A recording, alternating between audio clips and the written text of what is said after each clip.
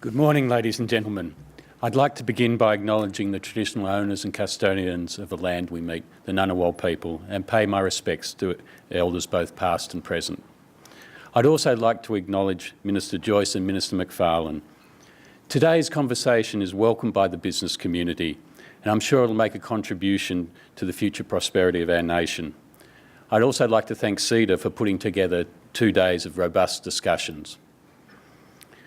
I was struck when I read the abstract for this year's State of the Nation. Like so many Australians, I listened intently to Prime Minister-elect Abbott on the evening of September 7 last year. On that evening, the words "open for business" resonated through living rooms across the nation, and next morning they were the focus of the headlines in our capital cities and regions. Today's abstract states these words resulted in headwinds of change flowing through our economy, and warned that national productivity and economic growth have become increasingly constrained. It's 12 months since I shared this stage with Minister McFarlane, excuse me, and today I'd like to focus on the issues we're still discussing and add my perspective. Shell has been in Australia for 113 years, and today more than ever we see it as a great place to do business. As a nation, Australia is blessed with some of the planet's most abundant natural resources and a small and highly educated population. We possess the natural gas, iron ore, arable soil and river systems to make this dry continent so productive. Thank you. We are also a nation served by world-class infrastructure built and paid for by many generations of hard-working Australians. The roads, railways, ports, airports, mines, factories and universities that enable us to be so fully participative in the global economy. As an island nation, Australia is a trading nation, and Australians have always benefited from free trade. Indeed, it has been the willingness of Australians to trade and liberalise our economy that has delivered 22 years of consecutive economic growth. As we cast an eye to the future, though, we quickly realise that these are the advantages of yesterday. And herein lies the challenge. If we are to continue our trajectory of economic growth and the advantages that brings our citizens, what are the hard choices we need to make today? We need to shift the debate so that our citizens understand how difficult it will be to ensure that our children have greater prosperity than we have. The mining boom made everything appear easy. The narrative of China on our doorstep, of Asian urbanisation and endless resources has made us complacent. We need to remember that many of the projects that will ensure sustained growth are high cost and speculative. So what are the nation-building steps we can take in 2014 to ensure Australia remains open for business into the middle of this century and beyond? One way is to ensure Australia maintains a sustainable budget position. We are a nation that has traditionally tried to live within our means. This is not something that we should walk away from. While I do not intend to say much about last month's federal budget, I will say one thing. For the business community, a sustainable budget is important because it remains the best way to ensure stable fiscal settings, and volatility in the fiscal environment is a powerful disincentive to investment. Like any company or household, Australia simply cannot afford to spend more than it earns. As a small, open, capital importing nation, it is essential that Australia lives within its means. Australia must regain a strong and sustainable fiscal framework so it can be resistant to future global economic shocks. In the broader context, for me, the phrase "open for business" has 3 strong pillars.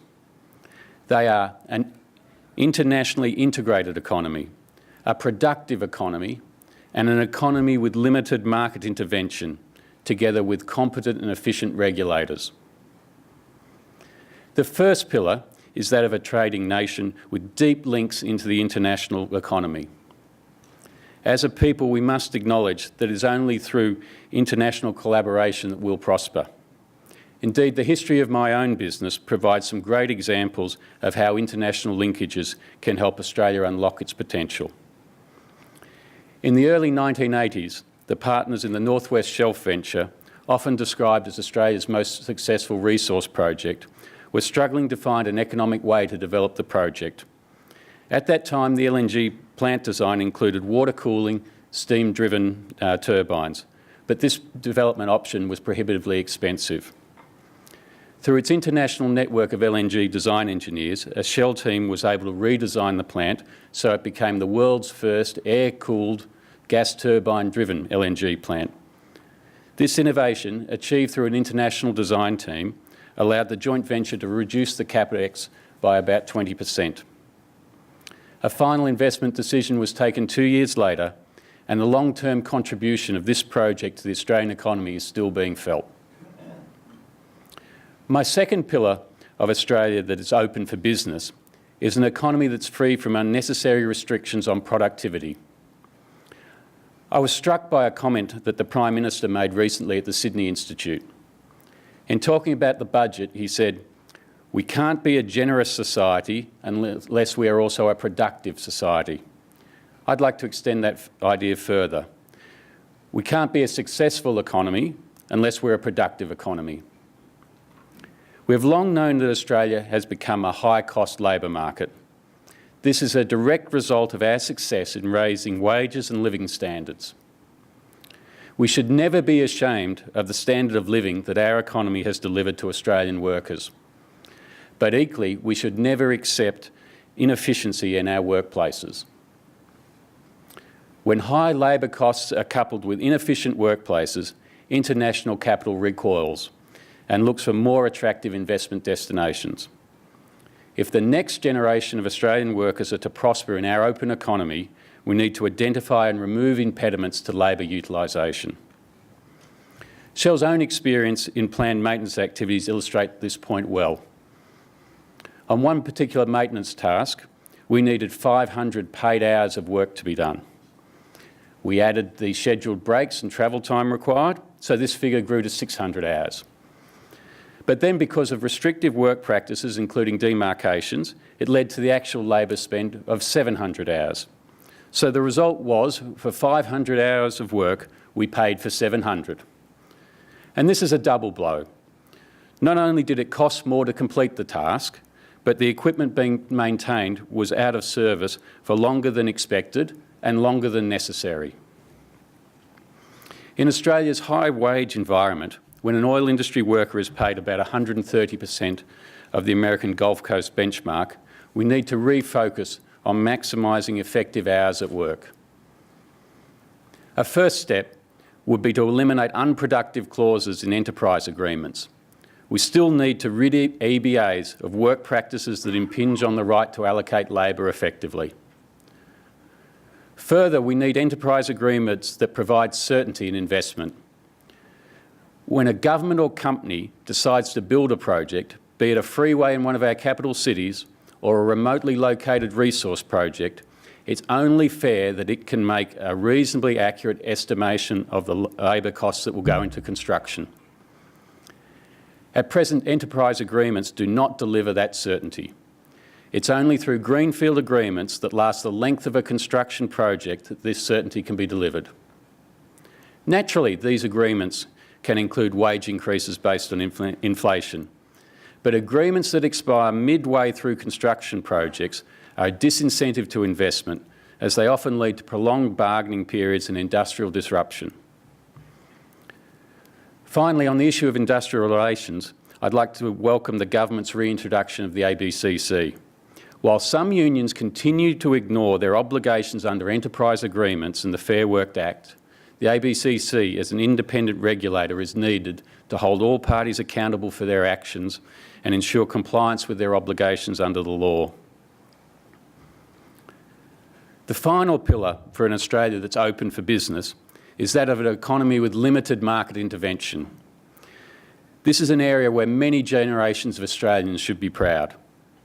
Since the 1970s, Australia has set a cracking pace of deregulation that has transformed our isolated economy into one that could have only dreamed of participating in the G20, into the 11th biggest economy on earth. So successful is this economic transition that Australia now boasts the 5th highest GDP per capita in the global economy. Along the way, we've taken significant steps, some that resulted in the type of pain that these transitions often produce. We tore down tariff barriers that buttressed inefficiency. We deregulated industries that penalised consumers, and we floated the dollar. The result is our great service economy, the economy that delivered growth through the Asian financial crisis and through the GFC. But despite the obvious advantage that deregulation has offered, there are some in our community that advocate for a return to protectionism, for example in relation to export of Australia's natural gas. Despite a recent government report that found that we have enough gas for 184 years of domestic consumption, not even including potential shale gas deposits, some in the community feel that we need to quarantine gas for local industry. While this debate is often couched in terms of protecting supply, the real contention is one of price. But to see the development of additional gas resources, we need an efficient and effective gas market to provide the price signals necessary for innovation and investment to occur. Fluctuating prices based on supply and demand changes characterise a healthy, functioning market, and ultimately that's what delivers the best results for consumers. We also see fluctuations every day in the price of commodities such as iron ore, wheat and coal, but we don't see a debate about the need to reserve iron ore, wheat or coal as a means of bolstering Australia's steel or grain industries. As we move towards the G20 in November, the B20, of which Shell is a member, has set up a trade task force. This is focusing on increasing the emphasis on trade and services and wider moves to liberalise trade and to resist and wind back protectionism. According to analysis done by the World Economic Forum, if every nation improved 2 key non-trade barriers halfway towards what's considered best practice, global GDP could increase by 2.6 trillion and global trade by 1.6 trillion. The lesson here is clear. Open markets increase economic activity and ultimately this benefits people.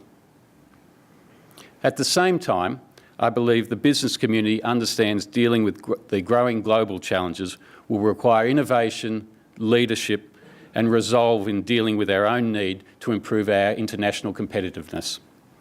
Put simply, industry will need to become more innovative, more collaborative and more self-sufficient.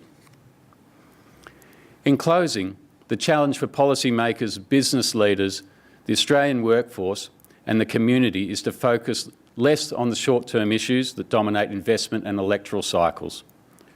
From industry, we must see greater collaboration, and from our political leaders, we must see a greater level of bipartisan cooperation on the important issues.